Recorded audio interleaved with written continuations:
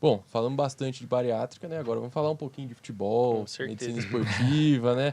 Vamos ver aqui o que o Grilo tem para falar pra gente. O Grilo, o Dr. Giovanni, né? É difícil chamar por o favor. Dr. Mas a gente tá entre Giovanni, amigos, então não tem o que falar. Mas, você estava falando sobre isso da clínica, né? Como que você atende em clínica ou é hospital? O médico do esporte fica mais aonde? Ou só o médico do esporte só atende jogador de futebol? Como que é? Eu posso passar no médico do esporte? Como que funciona isso aí? Para o paciente que é leigo e não sabe quando que eu iria no médico do esporte. A medicina esportiva é bem abrangente, né? Então, assim, existe vários campos de atuação. Os mais conhecidos, assim, é a parte da nutrologia, mudança de composição corporal, hipertrofia. Mas tem alguns campos também, como reabilitação cardíaca. Então, o paciente sofre algum infarto, você faz um teste de esforço, às vezes no próprio internação, para poder ver o limiar isquêmico, e já começa uma programação de exercício abaixo daquele limiar isquêmico de segurança. Tem a parte de lesões esportivas, tem a parte da acupuntura, tem a medicina esportiva voltada também para a parte do idoso, porque assim, o nosso corpo ele responde ao estímulo do exercício independente da idade, né? Então existem vários campos de atuação e as pessoas acham que esporte tem que ser de alto rendimento, tem que ser um triatlon, tem que treinar todo dia, e às vezes não, cada um tem uma realidade e existem várias dores também da população geral que a medicina do esporte ela pode atuar e que não está atuando ainda. Então, por exemplo, como que eu falei do idoso, não existe um centro de treinamento de idoso, né? Às vezes idoso com artrose, com alguma outra limitação ortopédica, às vezes acha que só tem que fazer hidroginástica. E às vezes não. O exercício de impacto, que é mesmo que você meio que desse pequenos saltos, você melhora a densidade mineral óssea. Né? Você aumenta a absorção de cálcio, fortalece o osso. E as pessoas acham que, exercício de impacto não é bom. Então, assim, a medicina do esporte tem muito campo ainda pra gente poder crescer e explorar. Exatamente. Legal. Tem muito mito também, né, que os outros... que vários profissionais defendem, né, assim, que muitas vezes são coisas do cotidiano, só que não são verdade. Como essa é a parte do exercício de impacto. Exatamente. Você tem artrose no joelho, você não pode correr, não pode caminhar. E não é bem assim. Sim. E em relação a essa parte de futebol, você já trabalhou com time profissional também? Como que é trabalhar com futebol, assim? Porque muito homem gosta muito de futebol, né? Eu fiz medicina do esporte depois para poder trabalhar com futebol, né? Uhum. E no meu R2, graças ao Arnildo, um abraço para ele também, que me deu a oportunidade, eu comecei a trabalhar na Portuguesa. E a Portuguesa eu já peguei atleta, já fui para equipe profissional e de base. E assim, eu entrei no meu R2. E no R2 eu não tinha nem passado pelo ambulatório de medicina do esporte e ortopedia. Então no começo eu não sabia nem examinar um tornozelo direito. Uhum. Então assim, eu comecei a aprender na prática, a estudar, a vivenciar mesmo o meu momento lá. E já trabalhei em várias clínicas de medicina do esporte também. Então, assim, medicina do esporte voltada para emagrecimento, para hipertrofia, para lesões. Atualmente eu estou numa clínica de medicina do esporte lá em São Paulo, mas agora, graças a Deus, eu tô abrindo a minha. Legal. Em março, como a gente vai chamar Player. Player. Medicina e Fisioterapia Esportiva, bem em frente ao Allianz Parque. Então, a gente tá criando uma identidade voltada. Tem visto, né? E ela é mais voltada, assim, para público profissional ou público não? Ela é voltada para tratamento de lesões, para prevenção e tratamento de lesões esportivas, voltado para futebol, corrida e pessoas que querem mudar a sua vida, o seu estilo de vida através do esporte. Até legal. Quando a pessoa vai começar a fazer uma atividade física, ela seria interessante que passasse com o médico do esporte, até para prevenção de lesão. Eu acho que, assim, independente do esporte que você for fazer e nível de atividade física, eu acho que você passar com um médico, tanto do esporte, um cardiologista, ou o médico tem uma experiência com esporte, eu acho que é essencial. Primeiro ponto, para você ter longevidade no esporte, né? Mas principalmente para evitar causas de morte súbita, né? Que você viu recentemente, sempre morre um atleta. E assim, a Sociedade Brasileira de Medicina do Esporte recomenda o quê? Uma anamnese, um exame físico e um eletrocardiograma, só. Isso você já descarta praticamente 90% das causas de morte súbita. Anamnese, para quem não sabe, é uma história clínica, é conversar com o paciente. Se ele tem alguns sintomas como dor no peito, já desmaiou, sem nenhuma explicação, já teve... alguém na família. Alguém na família que teve uma história de morte súbita. Junto com o eletrocardiograma, que a gente consegue ver algumas alterações no eletro, a gente já descarta totalmente. Para o cara que morrer do coração sem nenhuma causa, isso é 2%. Entendeu? Então, acho que o primeiro ponto, antes de buscar rendimento, é você ter segurança para poder fazer. Olha, é engraçado isso, porque esses dias eu tava de plantão na UTI e tinha um caso lá de um paciente que ele quis mudar o estilo de vida, era hipertenso, de base, tinha hipotireoidismo, e antes dele começar a fazer o esporte, ele fez um caminho inverso, que acho que quase ninguém faria. Ele passou num cardiologista para ver se ele estava apto para começar o esporte. E aí, acho que na anamnese, o cardiologista indicou uma angiotomo de coronária e viu que tinha calcificação na coronária dele.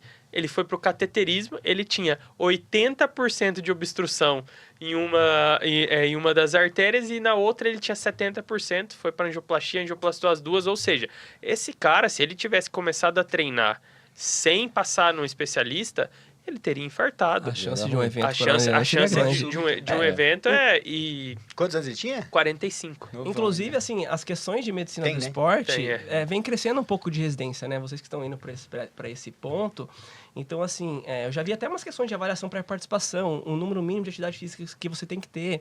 E essa parte que a gente está falando da avaliação pré-participação que a gente fala é fundamental. Avaliação pré-participação? Chama avaliação pré-participação. Antes de começar o esporte. É quando a gente faz uma avaliação detalhada da anamnese, conversa com o paciente, vê o nível de atividade física, qual o objetivo dele. E a gente tem maior clareza de quais exames a gente vai pedir. Então, a gente divide basicamente em relação à idade. Então, menos que 35 anos, quais são as principais causas de morte súbita?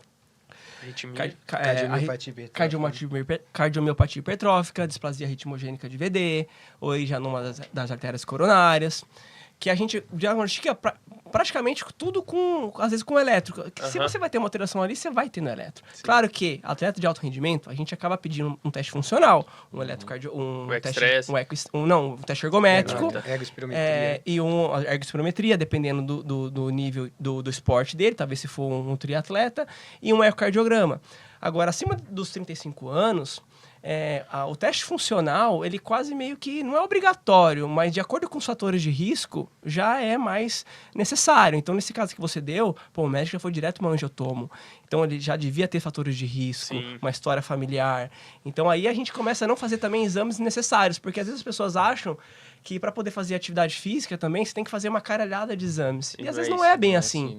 Para você ter uma ideia, por exemplo, nos Estados Unidos, eles não fazem nenhum exame, cara, para poder liberar o atleta. Só um exame físico e uma anamnese. Por quê? Qual que é o argumento deles? É o custo-efetividade. Porque tem vários falsos positivos, às vezes, no eletro, que não é uma doença. Às vezes o médico acha que é e fica pedindo exame. Pede teste de esforço, pede cardiograma, pede Holter, pega não sei o quê. E aí, meio que vale mais a pena não pedir nada e meio que morrer alguns do que eu provavelmente fazer para todo mundo. Desde que não seja da família do cara que criou a diretriz, né? E já a sociedade europeia, eles liberam atividade física leve a moderada para todos os pacientes, independente do risco cardiovascular. Porque o exercício físico ele é mais benéfico do que você fazer mesmo com uma doença do que você não fazer. O sedentarismo mata mais. Realmente. Já pego. E principalmente para esses... Tem muita gente, tá uma baita febre de pessoas que, principalmente no começo do ano, agora que as pessoas querem mudar de vida, querem... Muita gente começou o ano falando assim, vou começar e vou até o fim do ano tá correndo uma maratona, meia maratona, por exemplo. Eles não não são progressivos, né? Já vira o ano e fala, preciso fazer isso. Esse ano vai. Ter um acompanhamento primeiro para pelo menos você não precisa fazer um monte de exames, como você falou, mas realmente um acompanhamento, uma anamnese, exame físico. Em relação à medicina do esporte, como que é o mercado de trabalho para quem faz medicina do esporte? O pessoal que está na faculdade é uma residência direta?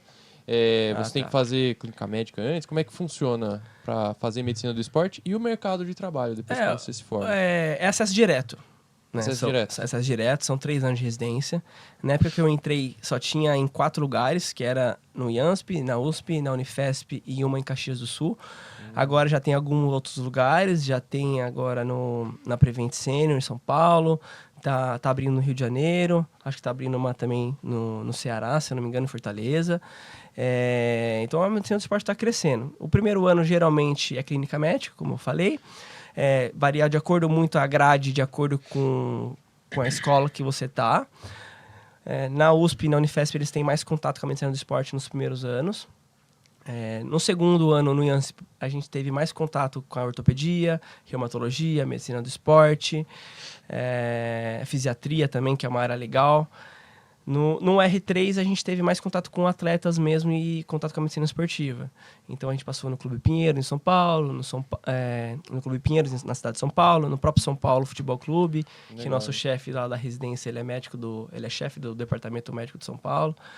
Então a residência é importante por conta disso também, deve né? ser legal demais você fazer isso. Olha, E- eu vou e falar deve pra ser um você ambiente que legal, é, assim, muito E é sensacional. acesso direto, né? Assim, você pode sair da faculdade pra estudar, você não precisa fazer nada antes. Não. O Kaique, 16 anos de idade, falou: Doutor Giovanni, eu quero muito ser jogador de futebol. Qual conselho você me dá? Você que já trabalhou... Vou arrumar um teste pra ele lá no Desportivo. Aí, ó, Kaique, Legal, já né? arrumou. Aí veio aqui o comentário do... Mas é legal isso, assim, porque eu tava até comentando que no voo agora eu conheci um menino que vai começar a jogar futebol. Tem alguma dica pra dar pro pessoal, assim, que para não se lesionar, não se lesionar, né? Mas, assim, pra tentar evitar o máximo lesão, pra quem tá começando, alguma coisa, assim, que você poderia falar pra ele, ó, cuidado com isso, que é o Olha, principal erro da turma. Eu acho que não tem muito segredo, tem muita coisa na internet que o pessoal fala que não funciona. Você tem que pensar no básico. Primeiro, você tem que, logicamente, treinar, né? Você tem que treinar, tanto fortalecimento, tanto treino específico do futebol. Você tem que ter uma boa mente, né? Você tem que ter humildade, ter uma cabeça boa e ter uma boa alimentação também é fundamental. Não tem como você só treinar e esquecer da alimentação. Então, uma dieta com grande quantidade de carboidrato, que vai dar energia, proteína para ganhar massa muscular. E também priorizar o descanso, que é o sono. Pelo menos, criançada aí, de 8 a 10 horas por dia, é fundamental. Então, se você se preocupar com essa base, sem querendo só virar suplemento, sem querendo só tomar algumas outras coisas que não deve, O básico funciona. o básico Exato. funciona. É, exatamente. Mas na básico nossa área é funciona. difícil descansar, É hein? difícil. É. Putz, É difícil. E aqui a Maria falou que... Mas papo descanso bom, é treino. azar. com certeza. É. O Random Brandon falou: só pra descontrair um pouco, eu jogo no gol. E creio que a lesão mais comum e fatídica do futebol é a famosa bolada no saco. Eu sou Olha. goleiro também e já sofri disso. É complicado mesmo. Luiz perguntou aqui: Dr. Giovanni, jogamos futebol e às vezes quando a gente tá ali durante o futebol, dá umas entradas mais fortes e aí o paciente acaba... O paciente... E aí o jogador acaba Vira paciente. ficando com uma dor muscular mesmo, mas quanto tempo que demora? Claro que tem muito tipo de lesão, né? Mas eu imagino que uma pessoa que joga futebol toda semana teve ali uma dor muscular, depois de uma entrada, algo do tipo, depois quanto tempo ele pode voltar a jogar? Será que ele consegue? Tem que esperar passar totalmente a dor? Pelo que você tá me falando aí, assim, meio que uma paulistinha, um trauma direto, né, que a Isso. gente classifica. Um trauma direto, geralmente ali, a gente faz gelo, toma um analgésico, um dipirona, às vezes você já consegue... A ausência de dor, ela não é um critério isolado para você falar que você tá bem ou começar a reabilitar. Então, às vezes, a dor ali, vamos dizer, de 0 a 10, é uma dor 2, 3, você controlando com gelo, não teve nenhum estiramento muscular, que seria um trauma indireto, né? Às vezes machuca sozinho. Sim. Só uma contusão mesmo, aí é mais simples mesmo. Aí vai de acordo com o seu nível de dor. Às vezes, também uma paulistinha na coxa, por exemplo, que é mais comum. Outro dia você tá dolorido, faz uma bicicleta, treina membro superior, trabalha um core, trabalha mobilidade, trabalha uma deficiência que você tem em uma outra região. Às vezes dá um repouso naquele local. Ou pode fazer uma isometria, por exemplo. É uma contração para você não perder força. E aí a gente vai avaliando diariamente. Não tem um protocolo muito estático, por isso que é legal. Sim. A gente tem que fazer o atleta ou o atleta armador voltar o mais cedo possível com maior segurança. Então, assim, é avaliação diária, conversa e reavaliando. Legal. Legal. A gente vai voltar ainda muito no assunto de esporte. E agora vamos falar um pouco de bariátrica. Ciro, você tá unindo dois mundos, né? Que é de cirurgia bariátrica no seu profissional e no pessoal o triatlon, né? Sim. Como que foi para você começar o triatlon e o que isso te ajuda hoje na cirurgia? Não só na bariátrica, mas no mundo cirúrgico. Então, eu procurei, muito relacionado com o que o Grilo estava falando, né? Eu comecei o triatlon por conta de uma série de lesões recorrentes que eu tinha com corrida. Então, com o triatlon, a gente dividia bastante a carga de treino em estímulos diferentes, que é a natação, a bike e a corrida, né? E com isso, eu consegui ir treinando, progredindo de pouquinho em pouquinho, até chegar aonde eu tô, que eu ainda tô no começo, tô progredindo, tô já em é processo de monstro, já. evolução, né? cara é humilde ainda. Não, mas a questão é a progressão, assim. Você consegue ir progredindo devagarzinho, você consegue controlar a dor, você divide muito a carga de treino, você não corre tanto quanto você vai treinar para uma maratona. O volume de treino da corrida do triatlo é bem menor, então você consegue não machucar. Aí você consegue ir fazendo de pouquinho em pouquinho os treinos ao longo da semana. E uniu bem, assim, com a minha especialidade, porque o que eu quero que o paciente entenda? Que a cirurgia é só uma parte, né? O que vale a pena, que é o tratamento que vai ter mais efetividade, é a mudança no estilo de vida. Só que a doença, a obesidade, ela é crônica e progressiva. Então, o paciente assim, que procura só a solução pronta da cirurgia, ele não vai encontrar o melhor resultado. Então, eu quero mostrar para o paciente que assim, tem que mudar o estilo de vida. Sim. E você acha que assim... Porque alguns cirurgiões que veio, o Jacinto, a Cristina, eles sempre têm um esporte ou algum hobby que eu vejo assim que exige muita concentração. E a cirurgia exige muita concentração, né? Então eu acho que é um escape assim que quando pelo menos você está operando, a gente está muito conectado com o paciente, né? E eu acho que o esporte total, também, você tem que estar um foco total, ainda mais quando é de alto rendimento, para você não se lesionar, né? Então eu acho que acaba que esses mundos se unem, né? Com certeza. Tem cirurgias que são longas, tem cirurgia que duram 6 horas, 8 horas, depende.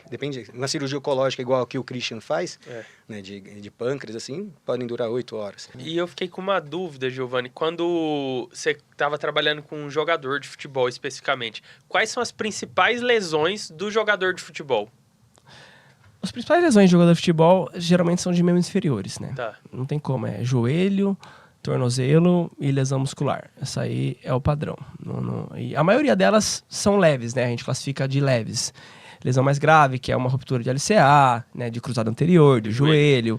Às vezes uma fratura exposta, uma concussão, que é um trauma de cabeça, que são lesões mais graves, são menos recorrentes. E o atleta amador, o corredor amador ali, é a mesma? É isso também ou não? Então... Ciro, você é profissional. Se você fala em relação aos corredores em si... Sim. Porque assim,